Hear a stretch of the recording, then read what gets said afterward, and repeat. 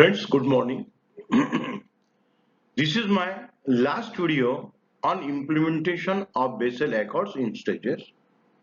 In first one, I have discussed about the risk bank faces while playing a role of financial intermediary. In second one, I discussed why for Basel Accords and then what is Basel 1, what is Basel 2. In third one, I have discussed Basel 3 and the difference between Basel 3 and Basel 4. In fourth one, I have discussed how to address this risk indicated by the Basel Committee in third accord. Now, in this video, we will discuss the capital buffers which Reserve Bank of Basel Accords have introduced for addressing systemic risk. Now, friends, capital buffers. There are two buffers BCBS have suggested. First is capital conservation buffer. This is 2.5% of risk-weighted assets above the minimum of 10.5% total capital requirement. Second is countercyclical capital buffer. It is 2.5% depending on the jurisdiction's credit to GDP gap. These minimum capital requirements aim to ensure banks maintain sufficient high quality capital to absorb losses.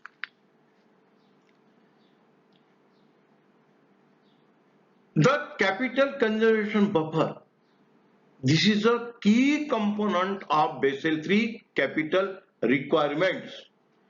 It is designed to ensure that banks have sufficient capital to absorb losses during financial stress.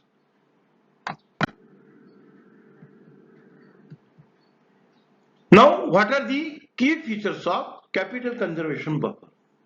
The size is, as discussed here before, 2.5% of risk-weighted asset, and this is over and above the minimum requirement of 10.5%. Capital composition. This capital will be included in common equity tier 1 capital, and as I told you, this common equity tier 1 capital means the pure capital shares, retained earning, disclosed resource minus intangible assets. Purpose. The purpose of this capital conservation buffer is to provide a buffer against losses, ensuring that banks maintain a minimum level of capital during periods of stress. The objectives are naturally to enhance capital resilience, ensure banks have sufficient capital to absorb losses during financial stress. Promote capital conservation. Encourage banks to conserve capital during periods of stress rather than distributing it to shareholders. Means where there is a period of stress, banks will conserve the capital and will not distribute it to shareholders. And third objective is to support financial stability. Contribute to the overall stability of the financial system by ensuring that banks have sufficient capital to withstand shocks. Now, what are the consequences of breaching this capital conservation buffer? Because of this, banks may face restrictions on dividend payments, share buybacks, and discretionary bonus payments. Second consequence is capital conservation plan. Banks may be required to submit capital conservation plans to their regulators, outlining steps to restore their capital levels. I will repeat, banks may be required to submit capital conservation plan to their regulators, outlining steps to restore their capital levels. By maintaining a robust capital conservation buffer, these banks can better withstand financial shocks, supporting the overall stability of the financial system. Now, in this slide, we will discuss counter-cyclical capital buffer. Counter-cyclical capital buffer is a macro-prudential policy tool introduced by Basel Committee on Banking Supervision. This is to help banks build up capital buffers during periods of excessive credit growth, which can increase the risk of financial crisis. Means when there is excessive credit growth, banks may face another risk, credit risk, liquidity risk, and to address this counter-cyclical buffer is introduced. Key features: buffer range 2.5% of risk-weighted asset. Activation: authorities activate the buffer when credit growth becomes excessive and system-wide risk increases. There is deactivation also, when the buffer can be deactivated when credit growth comes to normal levels.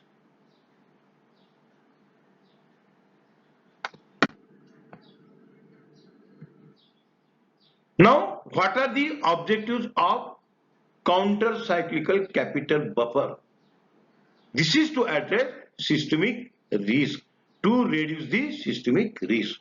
By increasing capital requirements, banks are better equipped to absorb potential losses. Second objective is mitigate credit bubbles.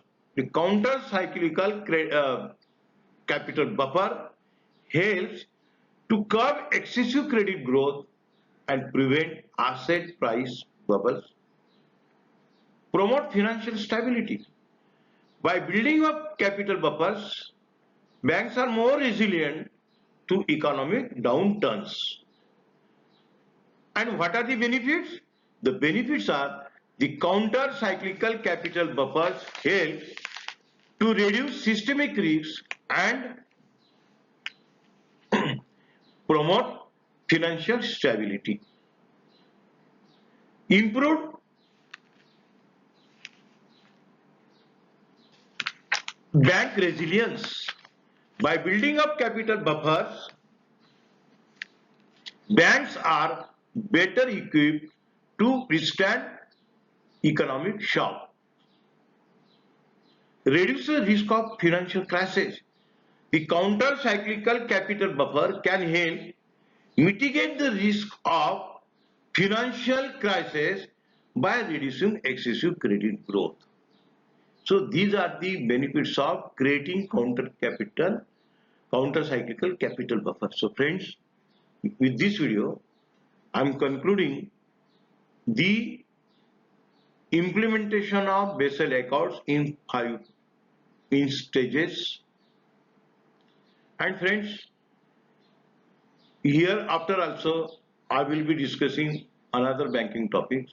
If you liked this video, please like this, please subscribe this. Thank you very much.